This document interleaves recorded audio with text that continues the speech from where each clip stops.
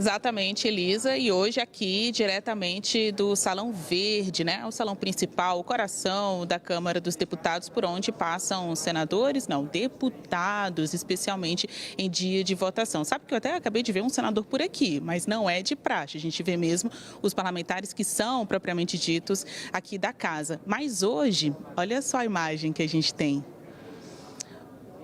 Um salão verde esvaziado de parlamentares, né? Tem um jornalista ou outro, visitantes da Câmara, expectativa mesmo o que está acontecendo lá nos redutos eleitorais deles, né? Quinta-feira, plena quinta-feira, uma Câmara com mais jornalistas, visitantes, alguns assessores e pouquíssimos parlamentares por aqui. Mas tem CNN dois lados. Nesse dia de expectativa sobre o cumprimento da decisão do ministro do Supremo Tribunal Federal, Alexandre de Moraes, contra a Rede X, ele que deu aí um prazo de 24 horas que está correndo para que o X apresente esse representante legal aqui no Brasil, a gente vai falar sobre os limites das decisões do STF, porque aqui, justamente na Câmara, estão em andamento propostas de emenda à Constituição que tratam de revisão das decisões da Suprema Corte. Houve já apresentação de relatório na Comissão de Constituição e Justiça, CCJ, aqui da Câmara, expectativa de análise ali para meados de setembro, porque governistas apresentaram pedidos de vista, portanto, mais tempo para analisar. Isso conseguiu dar uma esfriada, né, nas discussões, pelo menos por duas sessões. Para este CNN Dois Lados, a gente convidou aqui o Luiz Felipe Orleans, que é relator de uma dessas propostas, ele que é do PL de São Paulo, e Zeca Dirceu, que é do PT do Paraná, para fazer esta discussão. Muito bom dia aos senhores, tudo bem? Bom dia. Bom dia. Olha, eu vou começar com um assunto quente do dia, que é essa disputa Musk e Moraes, né? Não é bem uma novidade, mas hoje a gente tem um prazo que está correndo. Os senhores acham que quem está com a razão nesse debate é o ministro Alexandre de Moraes, cobrando de uma empresa estrangeira ter um representante aqui no país, ou o Musk, que acusa os ministros de excederem suas decisões e por isso já deu tchau para o Brasil? Vou começar com o Luiz Felipe Orleans. O senhor que é relator de uma proposta que limita os poderes do STF, aqui em andamento na Câmara, deputado, rapidamente, quem está com a razão nessa briga? Olha, certamente não é o ministro Alexandre de Moraes. Ele tem agido completamente fora, não só da Constituição, das leis, mas também do próprio regimento interno do Judiciário, de uma maneira monocrática, violando praticamente tudo que está certo e acordado dentro do sistema jurídico brasileiro.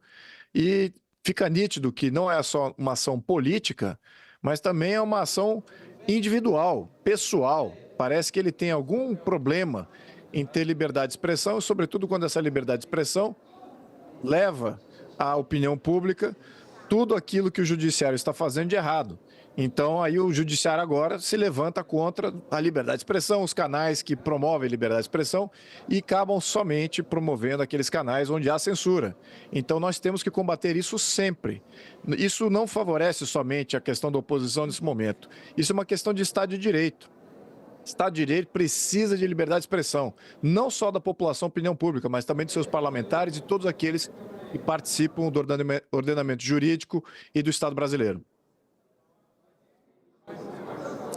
Zeca, muito obrigada também pela sua participação aqui. Você está indo na contramão do que diz o deputado Luiz Felipe Orleans. Na sua avaliação, estas PECs não deveriam ser aprovadas, nem mesmo discutidas? E nessa briga, Musk e Moraes, quem é que tem razão? O ministro Alexandre de Moraes está correto e não age sozinho, né? Não houve nenhuma decisão dele questionada, anulada pelos outros ministros do Supremo Tribunal Federal. Vamos lembrar que lá tem ministros que foram escolhidos e indicados pelo ex-presidente Bolsonaro. Nenhuma empresa pode estar acima da lei. Nenhuma empresa pode descumprir decisões judiciais. Ainda mais uma empresa estrangeira de um outro país que tirou o seu escritório daqui justamente para tentar burlar a lei. Isso é inaceitável. Como também é lamentável que uma parte da oposição, que na verdade não tem proposta, não tem projeto, não apresenta nada de útil para melhorar a saúde do país, não apresenta nada de útil para o Brasil ampliar ainda mais o processo de geração de emprego que já está em curso, fique insistindo aí nessa revanche com o ministro Alexandre de Moraes. Nós sabemos por que dessa insistência, dessa implicância com o ministro e com o STF. Eles têm medo que o Bolsonaro seja preso pelo que aconteceu no 8 de janeiro. O ministro Alexandre de Moraes teve um papel destacado no combate a uma tentativa de golpe. Destruíram a Praça dos Três Poderes. Nós não vamos esquecer isso. E é isso que é o pano de fundo dessas reações que eu considero bastante lamentáveis e não tem nada a ver com o que a população brasileira quer. A população quer do Congresso decisões e atitudes que mexam com o país, com a educação, com a saúde, né, com a geração de emprego, com apoio à agricultura, com apoio à indústria. É uma pena que uma parte do Congresso se ocupe com esse tipo de revanche, de provocação. Temos que unir o país, o executivo, o legislativo, o judiciário. Temos que pensar em pautas totalmente diferentes dessa daí. Vocês são políticos diferentes, lados opostos, né? Partidos diferentes também, inclusive um do partido do ex-presidente Jair Bolsonaro, o outro do partido do presidente Lula, mas fazem parte de uma mesma casa, né? Ainda que não estejam neste momento aqui comigo no Salão Verde, vocês são representantes do povo, São Paulo, Paraná, mas também do povo todo, né? De todo o brasileiro, porque são aí parte da Câmara Federal. Então a minha pergunta é, se for confirmada esta decisão do Supremo Tribunal Federal por meio do ministro Alexandre de Moraes de tirar o Twitter do ar, a Câmara vai se manifestar de alguma forma? Deputado Luiz Felipe.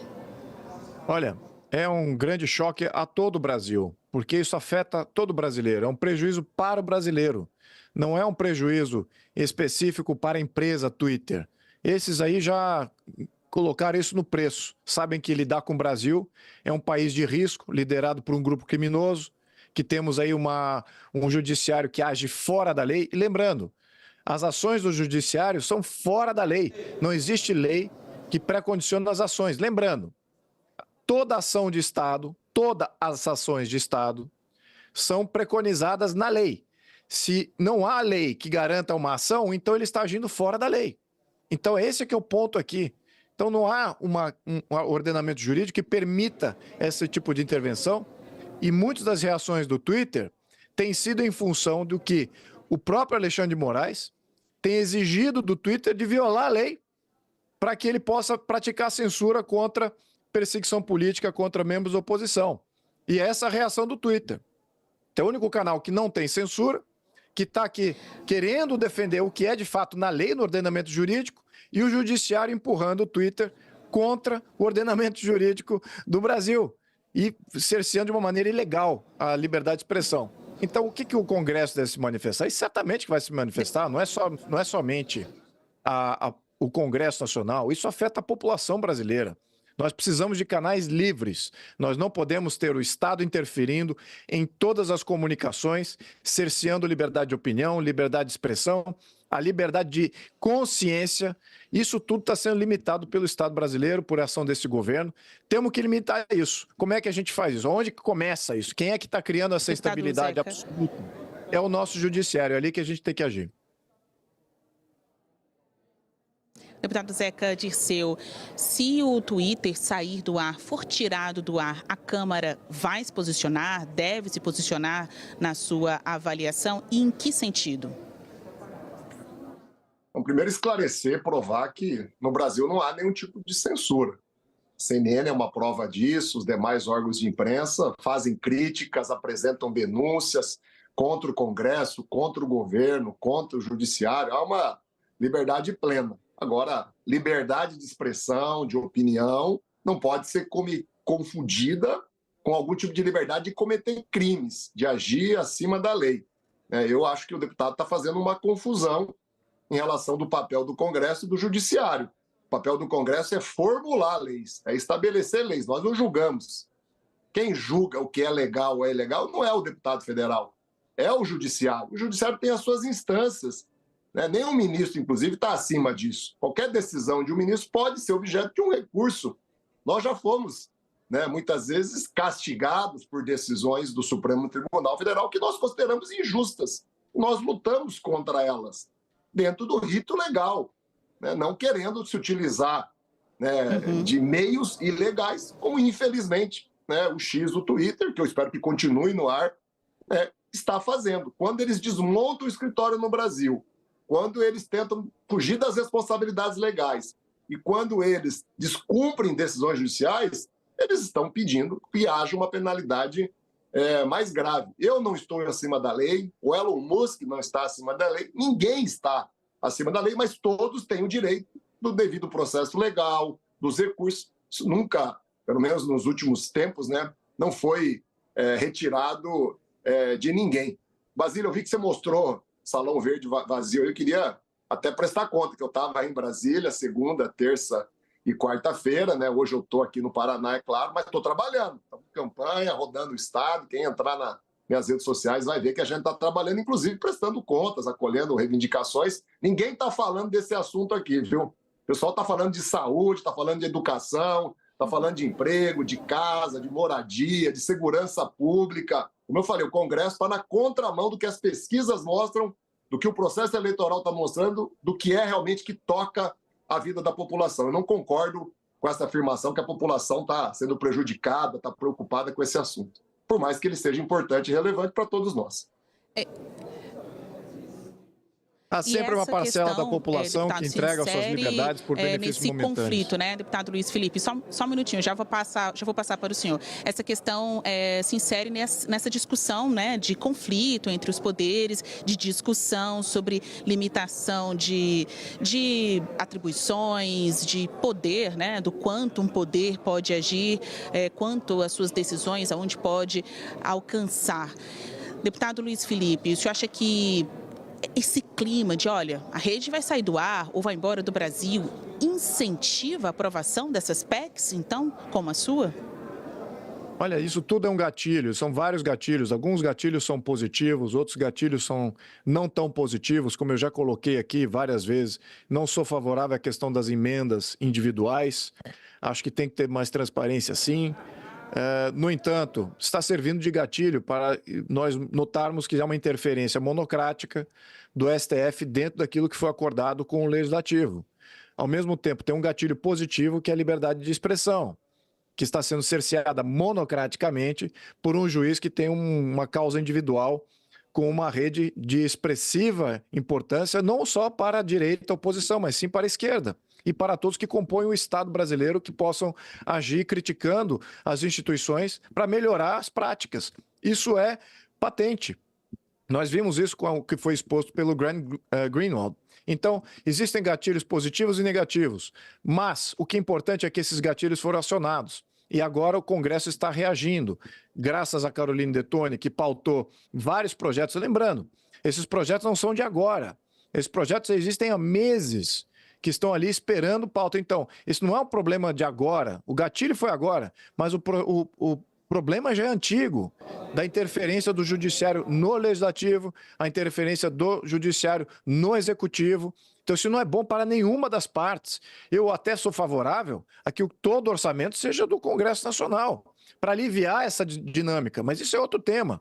O que a gente tem que pautar aqui é o seguinte: existe sim uma avogação de poder do judiciário acima, que subordina os outros poderes ao poder judiciário? Sim, existe. Existe concentração do poder do STF? Sim, existe. O STF está agindo de maneira independente e não autônoma, em harmonia com os outros poderes? Sim, está agindo independente. Então, essas conscientizações é que estão engatilhando o Congresso a tomar medida para preservar o Estado de Direito. Precisamos de um judiciário harmônico, que faça muito aquilo que o meu colega aqui colocou, que ele tem a soberania do julgamento. Concordo perfeitamente. Não cabe ao deputado julgar, mas cabe à soberania do legislativo legislar. E o que está acontecendo? O judiciário está legislando, o judiciário também está executando. que ele tem alguns braços de ação ali, que é patente, e ao mesmo tempo ele está julgando. Isso chama-se ditadura. Temos que ter limites nisso, temos que ter todos os freios colocados. E lembrando, essa PEC 28 que eu relatei, existem outras também em pauta, é uma PEC que melhora os freios, ela não interfere no Poder Judiciário. Ele pode estar continuando agindo do jeito que ele está agindo, mas nós, congressistas, poderemos dar um freio nisso, e nem revogação é o caso aqui.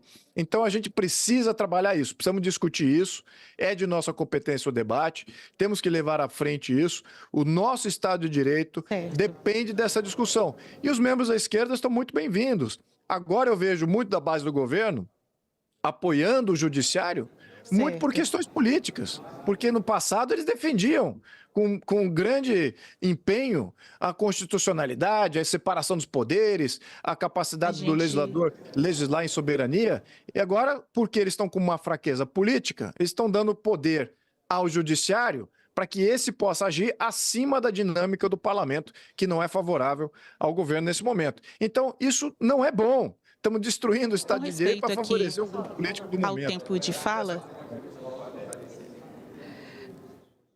com respeito aqui ao tempo de fala de ambos os lados, eu vou passar a última vez, oportunidade de resposta ao deputado Zeca Dirceu para a gente encerrar aqui os nossos dois lados. A gente já está chegando no finalzinho do quadro. Deputado, tem proposta aí para permitir que o Congresso suspenda decisões do Supremo Tribunal Federal, esta que é relatada pelo Luiz Felipe Orleans e Bragança. Tem proposta também para limitar as decisões monocráticas, até outra que fala sobre crime de responsabilidade por ministros do STF. O senhor acha que agora, com esse impasse bem acirrado contra a Rede X, estas propostas tendem a ganhar gás, força para serem aprovadas, pelo menos uma ou outra, aqui pela Câmara dos Deputados, porque este virou o assunto do dia? Essas propostas, elas não vão prosperar, não faz sentido algum, esse tipo de retaliação. E, ao mesmo tempo, eu reconheço que nenhum poder é intocável. Cabe, sim, críticas, projetos que tratem dos limites do Congresso, dos limites do Judiciário e dos limites do próprio Executivo. Eu só não entendo que isso seja prioridade. Como eu falei, o país tem problemas. Nós temos que aprovar a reforma tributária, simplificar o regime tributário do país, acabar com a sonegação, com as fraudes, facilitar a vida do empresário, de quem quer empreender, do agricultor. Nós temos os temas da saúde, da educação. É isso que é importante. E, mais uma vez aqui, eu quero reafirmar. O ministro Alexandre de Moraes não está sendo atacado por uma ou outra decisão dele. Ele está sendo atacado porque uma parte da direita extremista tem medo, sabe, do risco do Bolsonaro ser preso pelo que ele fez durante o processo eleitoral, a maneira como ele tentou burlar a disputa eleitoral e depois a tentativa de golpe que foi construída e resultou no dia 8 de janeiro. Foi o Alexandre de Moraes, porque era a atribuição dele, ele era o presidente do TSE, quem combateu isso, quem combateu as fake news, quem combateu a tentativa de golpe. Então, o ministro, injustamente, está sendo atacado por isso. Então, não cabe aprovar nenhum tipo de medida. Nós vamos trabalhar contra para evitar que isso avance. Nós vamos, inclusive, interditar esse debate para debater os outros temas que aí sim mexem com a vida das pessoas e são a nossa principal atribuição. Eu não consigo conceber que isso vire uma prioridade, que isso pare o país, pare a reforma tributária, pare medidas e avanços. E não concordo também que nós estamos, como foi dito pelo deputado Luiz Felipe, numa situação difícil, de derrota. Pelo amor de Deus, nós ganhamos a eleição. Vocês perderam a eleição, nós estamos governando o país. Quem está em situação difícil não somos nós não dependemos do judiciário, não dependemos de medidas coibitivas, de medidas ilegais, porque nós ganhamos a confiança do povo e ganhamos o direito de governar o país. E o Brasil está crescendo, vai bater recorde de novo do PIB, está batendo recorde de emprego, 1.700.000 empregos em 7 meses, com carteira assinada. Isso não aconteceu no governo inteiro passado. Estamos aos poucos controlando a inflação, vamos de fato ter uma decisão agora com um novo presidente do Banco Central mais serena, mais equilibrada sobre juros. Então, nós não estamos em nenhum tipo de situação de dificuldade, não. Quem está em dificuldade é quem perdeu a eleição, quem tentou dar um golpe e agora quer retaliar contra aqueles que defenderam a democracia. né? Nós vamos continuar naquela linha de sem anistia para golpista, para terrorista, para quem tentou derrubar os três poderes naquele ato, né, insano do dia 8 de janeiro. Quem está se doendo, quem está preocupado, obviamente tem o direito de espernear, de tentar criar projetos mirabolantes aí para tentar assustar o Supremo, mas né, o efeito vai ser o contrário, viu? Eu estou percebendo isso. Acabando. Deputados, muito obrigada pela participação de vocês aqui. Obrigada mesmo pelo convite. Ponto final no nosso CNN Dois Lados, que hoje ouviu Luiz Felipe Orleans, do PL de São Paulo, e Zeca Dirceu, do PT do Paraná. Aguardo os senhores num próximo CNN Dois Lados aqui, ó, de dentro da Câmara dos Deputados. Tchau, tchau. Obrigado.